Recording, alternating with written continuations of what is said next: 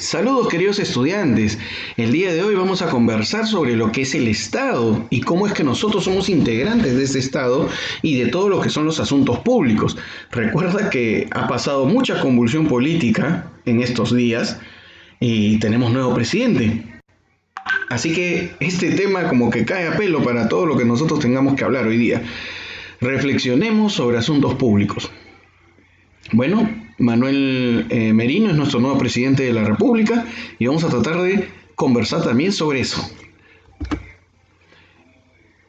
El título de esta historieta que vamos a tener es No es democracia. Su abuelo de Amalia le dice: Amalia, ¿por qué no has salido a jugar vóley con tus amigas? Y Amalia le contesta: no la paso bien, abuelo. Julia se cree la dueña de la pelota y se comporta como una dictadora. ¿Cómo así? Ella quiere tomar todas las decisiones y cuando nosotros queremos tomar una, nos amenaza con llevarse la pelota. Esa es una situación difícil, pero ¿por qué usas la palabra dictadora? ¿Dónde la has escuchado? La escuché en una clase de mi curso de Desarrollo Personal, Ciudadanía y Cívica. Fue una clase sobre autoritarismo. ¿Por qué no averiguas más en tus libros de historia sobre esa palabra y conversamos luego? Me gustaría contarte algunas historias sobre las dictaduras en el Perú. Amalia y su amigo leen. Aunque actualmente se reconoce como Estado democrático, a lo largo de su historia el Perú ha tenido varios gobiernos dictatoriales. Sí, pues, recuerden que hay gobiernos dictatoriales como gobiernos democráticos, como el que nos encontramos nosotros ahora. ¿Estás de acuerdo con el uso que Amalia hace del término dictadura? ¿Cómo se diferencia la democracia de la dictadura? ¿Qué ejemplo considerarías? ¿Qué diferencia encuentras entre Estado y gobierno? ¿Qué es un Estado democrático? Estas preguntas te las voy a dejar ahora y espero que me las respondas en tu cuaderno y me envíes tus trabajos, tus tareas, ¿sí? Ya sabes, tienes que contestar también estas preguntas. Ahora tratemos de definir qué cosa vendría a ser Estado. Bueno, el Estado de por sí es una organización política y administrativa, que todas las sociedades comienzan a desarrollarlas para ejercer alguna soberanía en busca de un bien común de todos los integrantes de esta comunidad que está dentro de un territorio determinado, ¿sí? Entonces, este Estado toma decisiones y lleva a cabo de forma independiente sobre los bienes y capacidades que posee toda esta sociedad y respecto a todos los actores y relaciones que se constituyen dentro de ese espacio.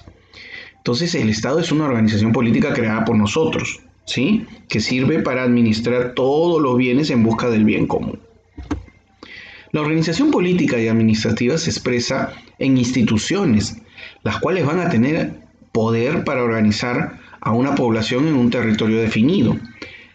El poder de establecer las leyes del país, poder impartir justicia, poder mantener el orden, de defender el país, el poder de representarlo en el exterior, el poder de recaudar impuestos, así como de reglamentar las actividades económicas y de fiscalizar el cumplimiento de las leyes, de formular políticas en el ámbito económico y social, de garantizar la estabilidad de moneda, entre otros muchos más. En resumen, el poder que se le entrega a este Estado peruano, por lo menos en nuestro caso, es para que él nos organice, para que se responsabilice de todo lo necesario para que toda nuestra sociedad pueda vivir de la mejor forma. Si analizamos esto, vamos a encontrar que en el Estado va a requerir tres elementos importantes o componentes también. Entonces, estos elementos del Estado van a ser la población, el territorio y el poder. En el caso de la población, también llamada nación, es el conjunto de personas que componen el Estado. Por ejemplo, todas las personas que hemos nacido y vivimos en el territorio del Perú, se nos reconoce como la población peruana. Profesor, pero tengo una duda.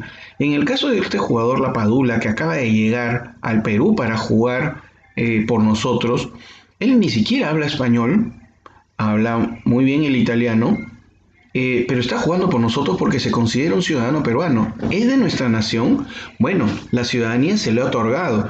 Él, pongamos, no haya nacido en el Perú, es ciudadano peruano. Entonces, como ciudadano peruano, es un integrante más de nuestro país, viviendo en el extranjero o viviendo dentro de nuestro país. Esta ciudadanía se le ha dado por el hecho de ser hijo de una persona peruana, como es su mamá. Entonces es interesante conocer todos estos puntos. Entonces, ¿él es integrante de la nación peruana? Por supuesto que sí. Él es de nuestra población, como cualquier otro que haya nacido en nuestro territorio. Y si no ha nacido en nuestro territorio, se le puede dar la ciudadanía. Muy bien. ¿Qué cosa?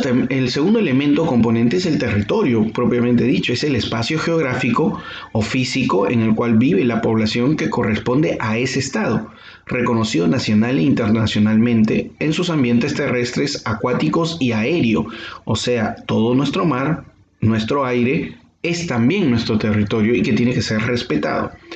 En comparación, las naciones o poblaciones pueden no tener un territorio y pueden seguir existiendo como nación. El caso, por ejemplo, de la nación gitana, que no tiene un territorio porque no existe un país llamado Gitania, pero sí existe una población que vive en diferentes territorios o diferentes estados. En el caso de la nación peruana, está compuesta por múltiples o varias naciones, y cada una de esas naciones son parte de esta gran nación peruana, que es toda nuestra nación o población. Tenemos nación Achaninca, a nación Chipibo-Coniva, nación Aymara, que conviven todos juntos son parte de esta nación peruana, porque están dentro también de este territorio, que es el segundo elemento. El tercer elemento es la capacidad de organizar a la población a través de este gobierno o del poder que va a tener. Y ese territorio logrando justamente el bien común. Entonces, necesariamente el Estado tiene estos tres elementos o componentes para ser considerado como Estado. El Estado peruano también se designa como democrático y social. Esto está, por ejemplo, que es democrático en el artículo 1 de la Constitución, o sea que se permite organizarse de esta forma en la cual hay varios poderes en el Estado y que no solamente se concentra en una sola persona todo el poder, como es en el caso de las monarquías, ¿no? La democracia no es así. Y otra de las características del Estado peruano es que es social. Esto lo vamos a tener en el artículo 44. Él busca justamente el bien común de todos, proteger a nuestra sociedad. Ese es el objetivo de la persona que esté dirigiendo a nuestro país. ¿Cuáles son las formas de Estado que vamos a tener? Por ejemplo, vamos a tener la monarquía. Esta monarquía es cuando existe una persona que concentra todo el poder. Es hereditario y van a haber de dos tipos, lo que sería la monarquía absoluta y la monarquía constitucional. En el caso de la absoluta, obviamente todos los poderes están en el rey o en el monarca. También en el antiguo Perú estaba en el Inca, por ejemplo, en los antiguos egipcios, los faraones. En la Rusia que nosotros hemos conocido estaban los zares. Entonces, los términos son diferentes, pero todos son monarcas. Entonces, estas personas eran las que absorbían todo el poder y ellos decidían y nosotros teníamos que obedecer la decisión de estos monarcas. Y existe la monarquía constitucional, donde existen ellos dirigiendo los designios y el aspecto administrativa, pero las leyes son dadas por un Congreso. Entonces ahí la monarquía ya va cambiando y no tiene tanta fuerza y tiene que esperar a que las normas sean emanadas por un Congreso o un Senado o un Parlamento, que vendrían para este caso a ser sinónimos. La siguiente forma de Estado es la República Democrática.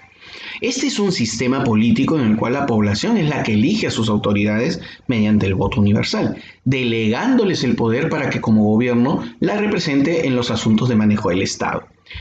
Nosotros vivimos en una república que es democrática, entonces nosotros hemos elegido a estos 130 congresistas, los cuales en representación de nosotros, por ejemplo, el día de ayer han votado o han retirado de la presidencia de la República a través de la vacancia al ingeniero Martín Vizcarra y obviamente han colocado al presidente del Congreso como presidente de la República.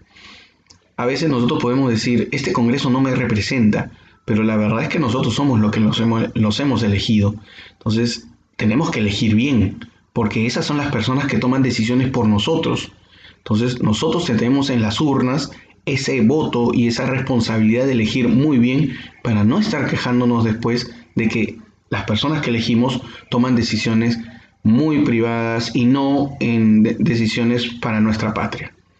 Entonces eso también es algo muy importante que hay que comenzar a tomar en cuenta. Luego tenemos lo que sería la dictadura. El día de ayer yo escuchaba a muchas personas que decían muy bien que haya golpe de Estado y que Martín Vizcarra asuma la presidencia porque estas personas ya no van a cambiar y no va a haber absolutamente nada de solución. Pero eso, la dictadura está en contra de la democracia. Eso no puede aceptarse porque si no tendríamos tantos problemas como ya hemos tenido en la antigüedad. Porque la dictadura es un régimen político que por la fuerza o violencia concentra todo el poder en una persona, en un grupo o una organización.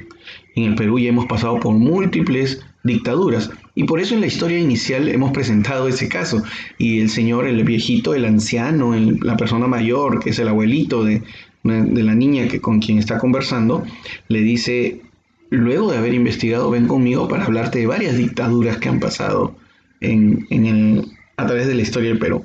Y se pregunta por qué hablas del término dictadura, ¿no? Como por ejemplo cuando es muy dictadora la niña y se lleva la pelota. Y es que una de las características de las dictaduras es que quien está en el poder asume totalmente todos los poderes, ¿no? Y decide sobre todos. Muy bien, dicho esto, vamos a preguntarnos de qué forma o qué forma de organización tiene el Estado peruano.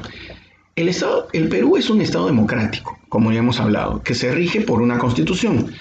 El cumplimiento de esta constitución define el fin fundamental del Estado, que es garantizar el ejercicio de derechos y deberes de todas las personas, sin ninguna excepción. Lo anterior quiere decir que en el Perú las leyes y normas tienen como finalidad garantizar que las personas accedan al ejercicio de todos sus derechos.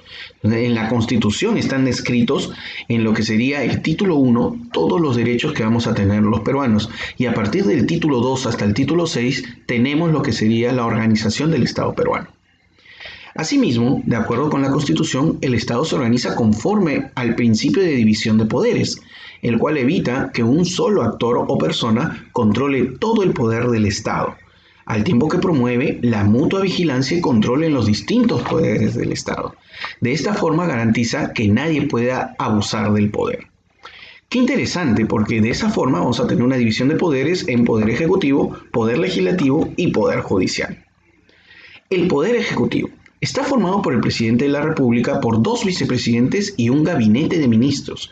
El presidente es elegido por 5 años y él designa al presidente del Consejo de Ministros. Ambos nombran a las y a los demás ministros y ministras que conforman el gabinete. El Poder Ejecutivo es el responsable de la conducción y administración del Estado. El presidente tiene la función de representar al Estado. Es responsable de diseñar todas las actividades, administrar al Estado mismo, es un ejecutor. Por eso es que se llama Poder Ejecutivo. Pero no solamente está compuesto por el presidente, como decíamos, sino por un gabinete de ministros. En el Perú somos 18 ministros, más el primer ministro, que es el que coordina justamente a al Consejo de Ministros. Hemos pasado por un cambio de presidente y se han dado cuenta de que hace más o menos unos casi ya 5 años se eligió a Pedro Pablo Kuczynski como presidente de la República. Luego de múltiples problemas con el Congreso, del cual fue elegido al mismo tiempo, por la gran mayoría de congresistas que tuvieron, ese gobierno terminó vacando al presidente Pedro Pablo Kuczynski y tuvo que asumir la presidencia el expresidente, que era vicepresidente en ese momento, o primer vicepresidente, Martín Vizcarra. Ayer hemos visto que ya se le ha vacado y como la segunda vicepresidenta ya había renunciado al cargo de vicepresidenta, no tendríamos ningún vicepresidente, por lo tanto, quien está asumiendo la presidencia en este caso va a ser el presidente del Congreso de la República. Como presidente del Congreso de la República, pues él asume el cargo de presidente como es Manuel Merino de Lama en esta oportunidad. Son 5 años que han sido bastante increíbles y no terminan, y en época de pandemia estamos pasando por este tipo de situación, ¿no? Bueno, vamos a continuar en una siguiente diapositiva con el Poder Legislativo.